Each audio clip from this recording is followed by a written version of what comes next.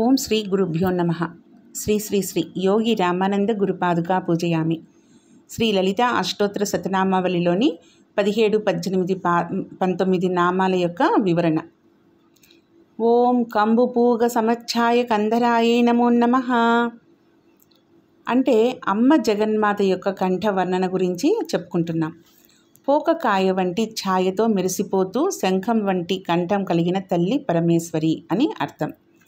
ఇక్కడితో వాగ్భవకూట వర్ణన పూర్తవుతుంది.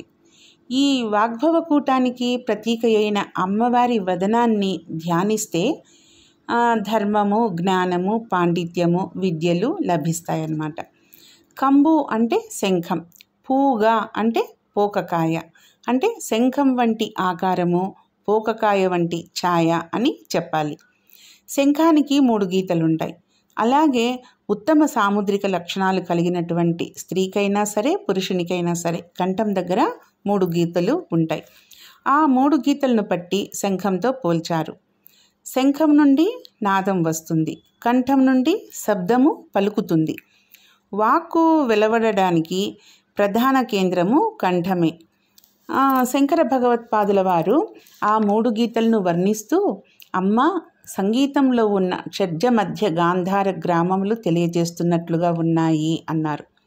జగత్తు అంతటికీ దివ్య జ్ఞానాన్ని, నాదాన్ని ఇచ్చే అమ్మవారి కంఠం అది అన్నమాట. గాంధర్వ విద్యా కళా కంఠనాళాం త్రివేదీవళీం జయ జయ జనయిత్రి కళ్యాణ సంధాత్రి అంటాడు శ్రీనాథ మహాకవి. అమ్మవారి కంఠం నాదశక్తికి సంకేతం కనుకనే శంఖంతో పోల్చబడింది. తర్వాతి నామం ఓం స్థూల ముక్త ఫలోదార సుహారాయే నమో నమః అంటే చక్కని ముత్యాల హారములు ధరించిన తల్లి. స్థూలదేహం పొంది అమ్మవారిని ఉపాసన చేసి ముక్తులైన వారికి మోక్ష ఫలాన్నిచ్చి తనలో ఐక్యం చేసుకున్న తల్లి. భక్తుల మనోభావాలు అనే మాలలు హారాలుగా స్వీకరించినటువంటి తల్లి. హారాలు ముక్త ఫలములు అనగా ముత్యాలు స్థూలదేహం పొంది అమ్మవారిని ఉపాసన చేసి ముక్తులైన వారికి అమ్మవారు మోక్ష ఫలాన్ని ఇచ్చింది. ఆ మోక్ష ఫలాన్ని ఇవ్వగా ముక్తి పొందిన వారిని స్వీకరించి తనలో ఐక్యం చేసుకున్నారు.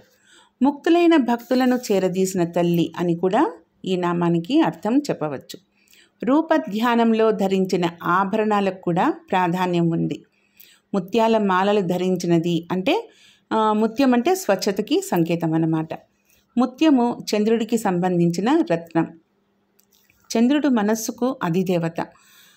భక్తుల మనోభావాలు అనే మాలలు హారములుగా స్వీకరించిన తల్లి అని ఈ నామానికి అర్థం. తర్వాతి నామం ఓం గిరీశబద్ధ మాంగళ్య మంగళాయే నమో నమః అంటే మంగళసూత్ర భావన అన్నమాట. ఇది శంకరుడు కట్టినటువంటి మాంగళ్యంతో ప్రకాశించే తల్లి పరమేశ్వరి. ఇది సమయాచారం. అమ్మను చూస్తే అయ్యవారు గుర్తుకు రావాలి, అయ్యను చూస్తే అమ్మవారు గుర్తుకు రావాలి. జగత్తుకు తల్లిదండ్రులైన అమ్మయ్యలని అంటే శివుడిని, పార్వతిని వాళ్ళ పిల్లలమైన మనము కలిపే ధ్యానించాలి. అంటే అమ్మవారిని, అయ్యవారిని శివశక్తికి స్వరూపంగా మనము ధ్యానించాలన్నమాట. అమ్మవారి కంఠంలో ఉన్న మంగళసూత్రము అయ్యవారు కట్టింది. అమ్మవారి మంగళసూత్రము నిండైన ఐదవతనానికి, శాశ్వతమైన ముత్తైదవతనానికి ప్రతీకగా కనిపిస్తూ ఉంటుంది. అమ్మవారు శాశ్వత సువాసిని, పెద్ద ముత్తైదువ. పరమేశ్వరుడు లోకరక్షణ కోసం విషం త్రాగడానికి సిద్ధపడితే పర్వాలేదు మృంగండి అన్నది ఆ తల్లి పరమేశ్వరి. ఎందుకంటే లోకాన్ని రక్షించాలని ఆవిడకు కూడా తపనన్నమాట.